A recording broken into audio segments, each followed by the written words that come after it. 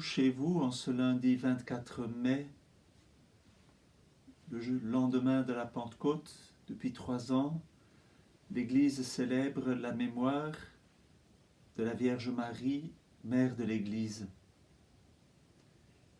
Un acte très beau parce que nous commençons le temps ordinaire après le temps de Pâques et la fête de la Pentecôte, le temps ordinaire qui peut encore être dit le temps de l'Esprit Saint, puisque maintenant que nous avons fêté la Pentecôte, nous sommes appelés à vivre sous le rythme de l'Esprit Saint, et que la Vierge Marie, épouse du Saint-Esprit et mère de l'Église, nous enseigne à vivre sous le souffle de l'Esprit Saint.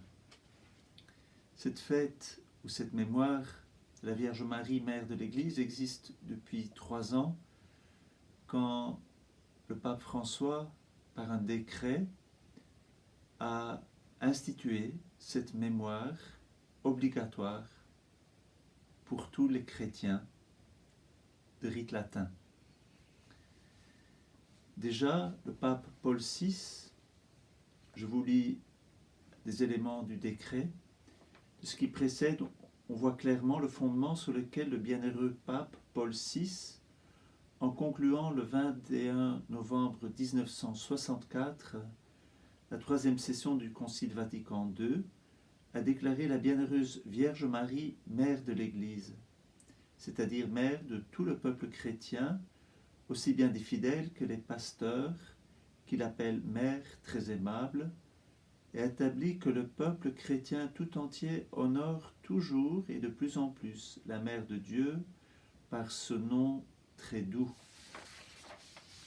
Et plus loin, le souverain pontife François, considérant avec attention comment la promotion de cette dévotion peut favoriser chez les pasteurs, les religieux et les fidèles la croissance du sens maternel de l'Église et de la vraie piété mariale, a décidé que la mémoire de la bienheureuse Vierge Marie, mère de l'Église, soit inscrite dans le calendrier romain le lundi de la Pentecôte et célébrée chaque année.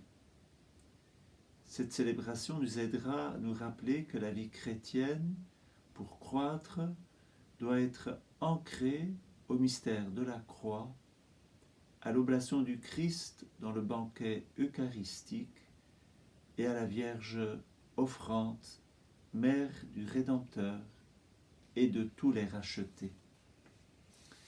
Donc, le pape François institue cette mémoire le lendemain de la Pentecôte, parce qu'il considère que tous les pasteurs et l'Église ont besoin de vivre cette mémoire pour approfondir la piété mariale et vivre plus profondément sous le souffle de l'Esprit Saint. Et alors, le pape François et l'Église a décidé que la première lecture serait soit tirée du livre de la Genèse. Il s'agit du moment du péché originel, dont je lis un extrait. Ève répondit, « Le serpent m'a trompé et j'ai mangé. » Alors le Seigneur dit au serpent, « Parce que tu as fait cela, tu seras maudit parmi tous les animaux et toutes les bêtes des champs. Tu ramperas sur le ventre et tu mangeras de la poussière tous les jours de ta vie. Je mettrai une hostilité entre toi et la femme, entre ta descendance et sa descendance. Celle-ci te meurtrira la tête, et toi tu lui meurtriras le talon. » Donc, ça c'est le livre de la Genèse, la question du péché originel, et que la femme meurtrirait la tête du serpent. Il s'agit de la Vierge Marie et de l'Église. Ou bien, la première lecture est tirée des Actes des Apôtres, on voit la Vierge Marie en prière avec les apôtres, le temps du Cénacle que nous venons de passer. dans l'attente de la Pentecôte. Je vous lis maintenant l'évangile de ce jour qui est tiré de l'évangile selon saint Jean au chapitre 19. C'est le moment où Marie est donnée à Jean, où Jean prend Marie chez lui. Une belle lecture pour commencer ce temps sous le souffle de l'Esprit Saint. En ce temps-là, près de la croix de Jésus se tenaient sa mère et la sœur de sa mère, Marie, femme de Cléophas, et Marie-Madeleine.